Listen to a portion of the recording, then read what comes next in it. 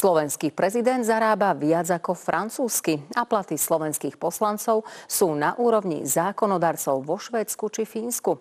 Zle sa nemá ani slovenský premiér. Štúdia analytikov Mesa10 pritom upozorňuje na upadajúcu životnú úroveň na Slovensku. Okrem príjmov ústavných činiteľov analytici porovnali medzi európskymi krajinami aj priemernú hrubú mesačnú mzdu v prvom štvrťroku 2025. Viac už povie Jano. A nielen povie, ale aj ukáže. Úplne najhoršie na tom nie sme, ale nie je to žiadna sláva. Za prvý štvrťrok tohto roka bola najnižšia hrubá mzda v Európe tu v Bulharsku. Bolo to na úrovni nejakých 1315 eur. Druhý najhorší sú v tomto smere Gréci, no a potom nasledujeme my, tretí od konca, s mzdou 1518 eur. Maďari sú už na tom lepšie. V prvom štvrťroku, ako uvidíte, tam bola priemerná hrubá mzda o dobrých 250 eur vyššia ako u nás. V susednom Česku je to ešte o čosi viac, tam je tá hodnota na úrovni nejakých 1912 eur. No a v Poľsku tam už prekročili hranicu 2000 eur a hrubá priemerná mzda má takúto hodnotu. A potom nám už vlak úplne uteká. Napríklad takí Rakúšania, tí sa už momentálne nachádzajú, čo sa týka hrubej mzdy, na úrovni takmer 4000 eur. O priemernej mzde v takom napríklad Luxembursku, tak to sa nám môže iba snívať. V prvom kvartáli tam bola takáto priemerná mzda viac ako 6300 eur.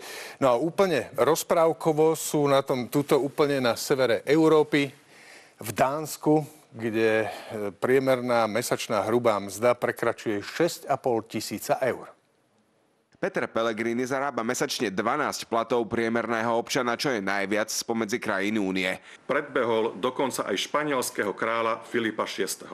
Kým hlava štátu berie v medzinárodnom platovom porovnaní zlatú medailu, predseda vlády v úvodzovkách iba striebornú.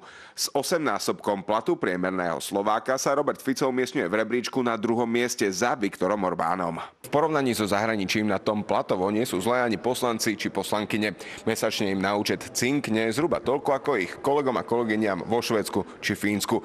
Tamošia životná úroveň je pritom o poznanie vyššia. Ale ceny máme rovnaké. Častokrát vyššie na Slovensku ako inde. No a my máme také dôchodky na úrovni tých Švédov nemáme. Ďakujem. Je to taký výsmech bežne pracujúcemu obyvateľstvu. Tými klamstvami a v podstate tým prístupom k ľuďom určite si to nezaslúžia. Voči platom ústavných činiteľov sa vytvára taká averzia, že keby sme robili zadarmo, tak ešte povedia málo a máme ešte doniesť zo svojich úsporov do štátneho rozpočtu. Nemyslím si, že by sme boli nejako mimoriadne nadhodnotení. V pomere k výške priemerného zárobku ide o takmer 5-násobok priemernej mzdy. A aj v tomto prípade ide o najvyššiu hodnotu v celej Európskej únii so značným odstupom pred Gréckom a Talianskom. Jasné, že to není fér, ale tak oni si povedali, že vyhraj voľby môžeš všetko. Prečo ste nič neurobili, keď ste boli premiérom a mali ste tu moc znížiť platy poslancov, zostali rovnaké? Lebo SAS to blokovala. To normálne, že ja už neviem, čo si Igor Matovič vymyslí a kde bude hádzať tú chybu na všetky strany. Platy politikov a verejných činiteľov, ktorých ste menovali, sú adekvátne ich pozíciám. To, čo je na Slovensku neadekvátne, sú platy všetkých ostatných občanov. Politici sľúbili, že si pri terajšom šetrení siahnu na platy aj oni sami.